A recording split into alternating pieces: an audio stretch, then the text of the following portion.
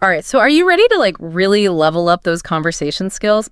Today, we're going to dive deep into how to start conversations. You know, the kind that don't just fizzle out after, just a couple of awkward exchanges. Right. And so our source today, it gives you like 25 questions. Oh, wow. Yeah. But these aren't your typical small talk questions. Okay.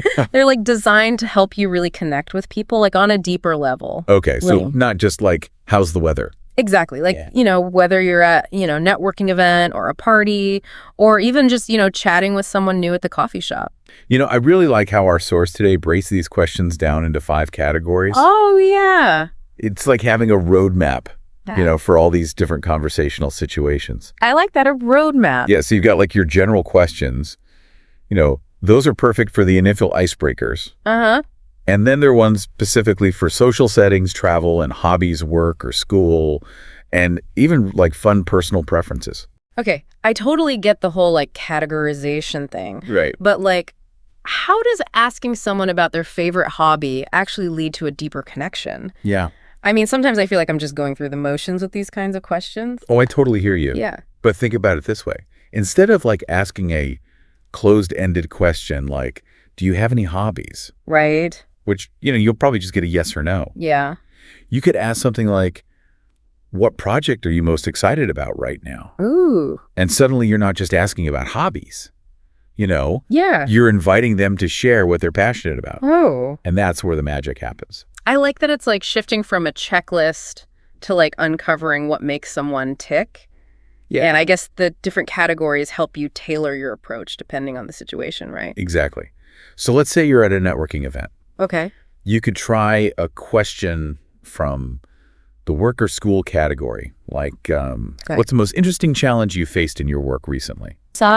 It's way more engaging than just asking, what do you do? What's funny is I actually tried that question at a networking event last week. Oh, yeah. And the person I was talking to, they totally lit up. They told me this whole story about a project they were working on. Oh, wow. And it turned into a really fascinating conversation. We even ended up exchanging contact info.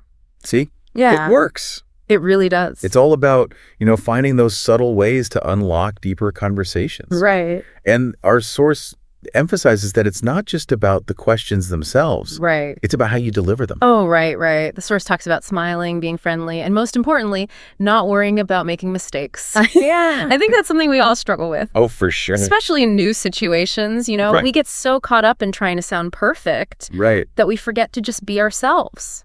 Yeah, I think that's such a crucial point. Mm-hmm. It's not about flawless execution. Yeah. It's about genuine connection. Right. People can tell when you're genuinely interested, even if you stumble over your words a bit. Yeah, I think you're right. Yeah. That's a good point. Mm-hmm. Yeah. It's like that saying, people might forget like what you said, but they'll never forget how you made them feel. Right. I think that totally applies to conversations too. Absolutely. Yeah. It's all about creating a welcoming space, where people feel like they can open up. Yeah, for sure. And speaking of opening up, the source also talks about like the power of open-ended questions. Mm-hmm. I'm kind of curious, do you have like a favorite example from those 25 questions that really shows this? Let me think. Yeah. Oh, the one that pops into my mind is, what's your dream destination?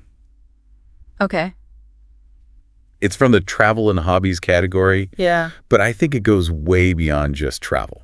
It gets at people's like hopes and dreams, their sense of adventure. I see what you mean. It can spark a conversation about what truly excites them. Oh, I see what you mean. It's not just about where they want to go on vacation. It's like a window into their inner world. Exactly. And you could like adapt that to other areas too, right? Oh, yeah. Like, what's a skill you'd love to learn someday? Exactly. It invites them to share something they might not normally talk about. Yeah, I feel like I get stuck asking the same old questions sometimes. Oh, yeah. Like, how's your weekend? Or what are you working on? It's like I'm on autopilot. Yeah. And the conversation never goes anywhere interesting. Yeah, I think we've all been there. Yeah. It's easy to fall back on those default questions, especially when you're feeling nervous. Right.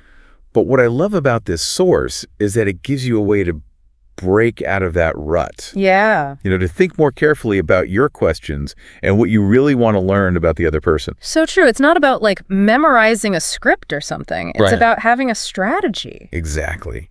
Oh, and the source also mentions active listening. Yes. What does that mean to you, like when you're starting conversations?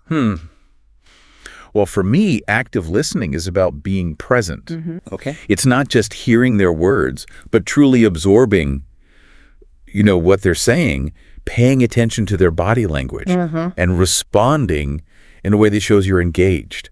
So it's not just about asking the right questions. Right. It's about making the other person feel heard. Exactly. You're creating a space where they feel understood. Okay, so it's like building a bridge of understanding. Yes, I like that. Each question is like a stepping stone. Yeah. And active listening is what holds it all together. I love that analogy. Benta. And it reminds us that conversation is a two-way street. Right. It's about giving and receiving, asking and listening. Exactly. And when both people are present and engaged, Yeah. that's when you get those like real moments of connection. Those aha moments. Yes, you don't get those from small talk. Okay, so I'm sold. These 25 questions are way more powerful than I thought. I know, right? But I gotta ask. Yeah. Do you think there are times when a simple, direct question is better than an open-ended one?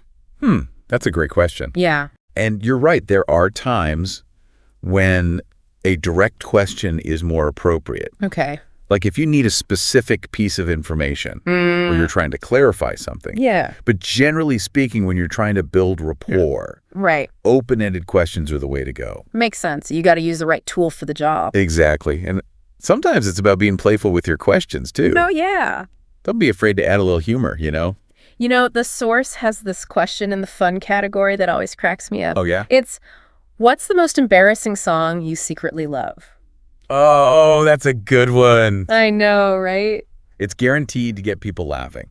And sharing stories. Yeah, it's a great way to break the ice. Exactly. It shows you don't take yourself too seriously. Right, because in the end, conversations are about connecting with other people. Yeah. And sometimes the best way to do that is to just let loose and have fun. Yeah.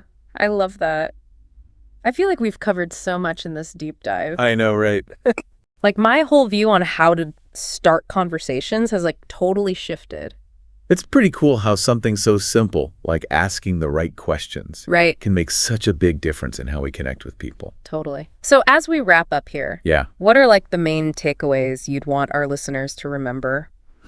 Well, first of all, those categories. Yeah. Remember those having like a mental toolkit of questions for all those different situations? Yeah. That can really help you feel more confident. I like that. No matter what the conversation throws at you. It's like having a secret weapon for those moments, when you just go blank. Exactly. And don't forget about the magic of open-ended questions.